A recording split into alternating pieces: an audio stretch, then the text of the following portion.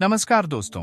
कभी कभी हमारे मन में ऐसे विचार आते हैं जिन्हें हम खुद भी नहीं चाहते। अश्लील, बुरे विचार या विपरीत लिंगी के प्रति अत्यधिक कामुक विचार आते हैं, जैसे अधिकांश तौर पर लड़कों के मन में लड़कियों के प्रति।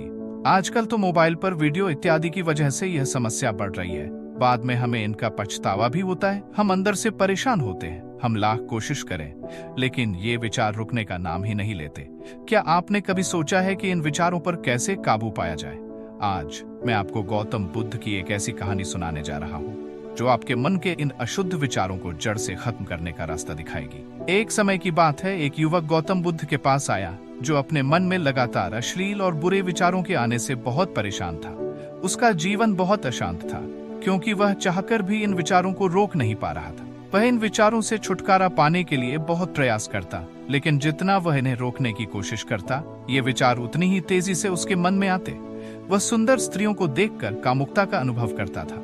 एक दिन वह निराश होकर बुद्ध के पास पहुंचा और बोला, भगवान, मैं अपने मन में आने वाले बुरे और अश्लील विचारों से बहुत परेशान हूँ। मैं इनसे छुटकारा पाना चाहता हूँ, लेकिन वे रुकते ही नहीं। आप मुझे कोई उपाय बताइए जिससे मैं इन बुरे विचारों से बच सकूं। गौतम बुद्ध ने उसे शांत मन से सुना। फिर उन्होंने थोड़ी देर विचार किया और मुस्कुराते हुए बोले, क्या तुम एक छोटा सा काम करोगे? युवक ने तुरंत उत्तर दिया, भगवान, मैं कुछ भी करने को तैयार हूँ। बुद्ध ने कहा, अच्छा, एक बर्तन लो और उसे पानी से भर दो।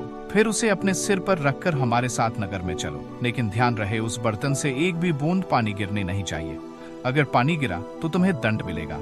युवक को यह काम थोड़ा अजीब लगा, पर वह बुद्ध की आज्ञा का पालन करने के लिए तैयार हो गया। बुद्ध ने एक और व्यक्ति को बुलाया और कहा, तुम इस युवक के पीछे चलो। यदि इसके बर्तन से पानी की एक भी बूंद गिरे तो इसे तुरंत डंडे से मारना। अब युवक अपने सिर पर पानी से भरा बर्तन रखकर बुद्ध के साथ नगर की ओर चलने लगा। वह बहुत सतर्क था, क्योंकि उसे डर था कि अगर पानी गिरा तो उसे दंड मिलेगा। वह हर कदम बहुत संभल कर उठा रहा था और उसकी पूरी एकाग्रता केवल उस बर्तन और पानी पर थी। रास्ते में बहुत सी चीजें हो रही थी। बाजार की हलचल, लोग बात कर रहे थे, शोर हो रहा था, लेकिन युवक का ध्यान केवल बर्तन में भरे पानी पर था। कुछ समय बाद वे सभी वापस लौट आए। जब वे बुद्ध के आश्रम पहुंचे तो बुद्ध ने युवक से पूछा, बताओ, जब तुम नगर में जा रहे थे तब तुम्हारे मन में कोई बुरे या अश्लील विचार आए? युवक ने चौंक कर कहा, नहीं भगवान, मेरे मन में कोई बुरा विचार नहीं आया। मैं तो पूरे समय बस बर्तन में पानी पर ध्यान दे रहा था, ताकि एक भी बूंद न गिरे। बुद्ध ने मुस्कुराते हुए उत्तर दिया, यही तुम्हारे प्रश्न का उत्तर है। जब तुम अपने मन को किसी अच्छे और महत्वपूर्ण कार्य में पूरी तरह लगाते हो, तब बुरे और अशुद्ध विचार अपने आप दूर हो जाते हैं। ये विचार तभी आते हैं जब हमारा मन खाली होता है या हम उसे व्यर्थ के कामों में उलझा देते हैं। अशुद्ध विचारों से लड़ने की जरूरत नहीं होती, बल्कि अपने मन को अच्छे विचारों, ध्यान या किसी रचनात्मक कार्य में लगाना चाहिए। बुद्ध ने समझाया, जब मन अशांत होता है तब हमें उसे नियंत्रित करने के बजाय सही दिशा में लगाना चाहिए। अगर हम अपने मन को अच्छे कामों, सेवा, ध्यान और सकारात्मक विचारों में व्यस्त कर देते हैं तो बुरे विचार खुद ब खुद दूर हो जाते हैं।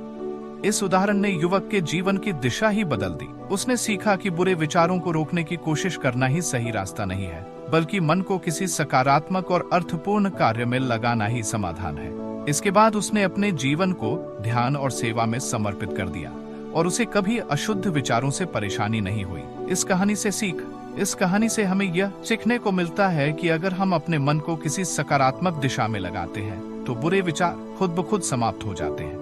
मन की ऊर्जा को सही दिशा में उपयोग करना ही असल में बुराई से लड़ने का सबसे अच्छा तरीका है।